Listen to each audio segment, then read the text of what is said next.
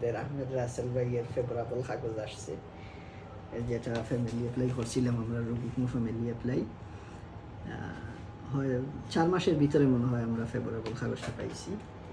তো ববিনিতে যারা অ্যাপ্লাই করছেন আপনারা, ববিনিতে রুবিকমো ফ্যামিলিয়াল খুব দ্রুত হচ্ছে। গত পরশু দিন আমাদের আরেকটা ফাইল ফেভারেবল আসছে 3 মাস 18 দিনে। আপনারা যারা ববিনিতে অ্যাপ্লাই করেছেন আপনারা অবশ্যই খেয়াল রাখবেন আপনাদের চিঠি এবং ইমেল। মনে রাখবেন ফেভারেবল কাগজটা হাতে পাওয়ার 1 সপ্তাহের ভিতরে এখন ডাকতেছে ঢাকা এমবেসি। এর জন্য আপনারা যারা এই সিচুয়েশনে আছেন আপনারা আগে প্রস্তুতি নেন, আপনাদের ডকুমেন্টসগুলি কীভাবে ডকুমেন্টসগুলি উঠাবেন এবং এমবেসিতে সাবমিট করবেন। তো ববিনি পিকচার এখন আমরা এই গত পরশু একটা পাইলাম, আজকে একটা পাইলাম, ফেভারেবল আসছে 3.5 মাসে থেকে 4 মাসের ভিতরে। এখন ওনাদেরকে একজনকে ডাকছে 7 তারিখে আর বাইকে ডাকবে এই সপ্তাহে।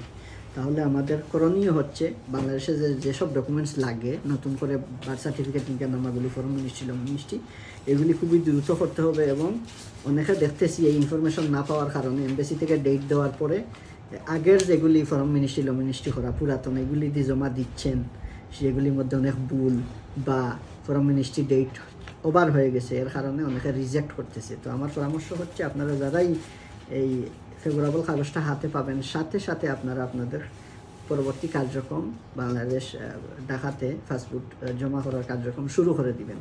বিস্তারিত পরে কথা বলবো। সবাই ভালো থাকুন। আসসালামু আলাইকুম।